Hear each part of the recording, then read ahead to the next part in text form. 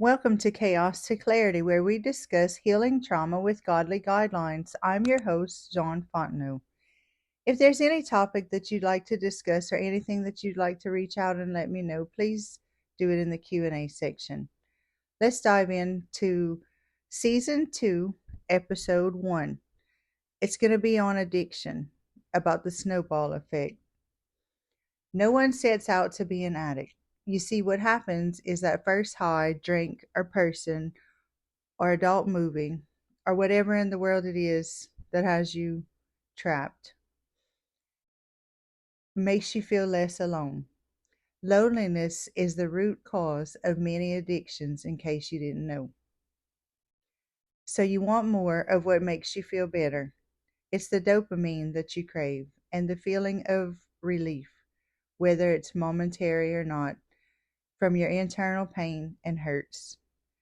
So you begin a vicious cycle to keep that quote unquote good feeling. At first, it starts off small and a little insignificant, but builds itself, ultimately becoming larger, more serious, and potentially dangerous. By this time, you are so deep you don't even know how you got there. Like a snowball, rolling and growing as it moves. Small actions causing bigger issues or problems. A personal experience of mine is I struggled with drinking. I really wouldn't have labeled it as alcoholism, but it is something that was a big deal over a period of time in my life. Not all at one time, but kind of randomly here and there when things weren't going that great. See, I was having trouble sleeping, and I started having a glass of wine at night to help me relax and sleep better, according to what the people of the world say, right? So one glass each night turned into two and then three, which was a whole bottle. Then before I knew it, I was drinking 100 proof whiskey from the time I got home from work until I went to bed, not even realizing that I had become unaware of the transformation of my addiction. You see, the wine didn't relax me enough anymore, and I swapped to a stronger drink.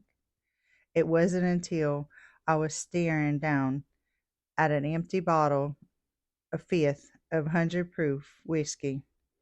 I was going to pour myself another drink. It was probably about a year later that I was just standing in the kitchen and I was like, "What are you doing?" Literally talking to myself. I had gotten to drink a fifth like every other night.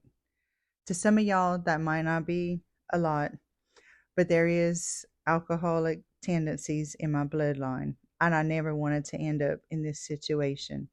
I was just miserable on the inside. God reminds us in 1 Peter 5:8, be sober minded, be watchful. Your adversary, the devil, prowls around like a roaring lion seeking someone to devour. See, what happens is I had opened the door and the devil just walked me right into a life of alcohol addiction. I didn't want to be an alcoholic, and so I asked God to help me not want to drink anymore. It was hard at first, and I had to stay away from certain people and places for a long time, but I stayed sober for several years. This is something that, like I said earlier, would rear its head from time to time in my life. This is just one of the stories. This is something that I never wanted for myself. I always wanted to be a good mom, and I thought the more that I tried, the worse that I did at being a mother. So I would drink to stop the thoughts. Not being a present mother, like what I didn't want, was what I was actually becoming. How's that for irony? Through a lot of self discipline, I had to say no. I had to say no to going to places. I had to say no to myself every day for a really long time. And I started going back to church and I started engaging with healthy, sober friends. And I still have days where I don't sleep good, but I'm learning to go in the sleep that I have, and it's working for me. My situation's not typical, Most people need to detox or go to recovery, and that's okay. And I applaud anyone who is trying to better themselves.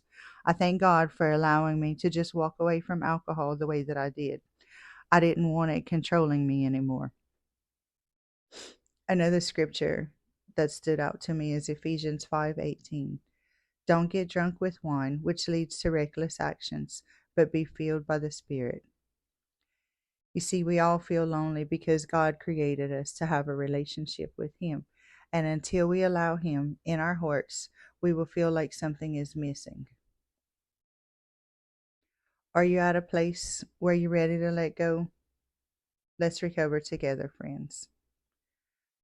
A couple of more reference verses are Proverbs 23:29 through 33, and Psalms 51:10 through 12. Thank you so much for listening to Chaos to Clarity, helping one another declutter our minds together. Until next time, friends.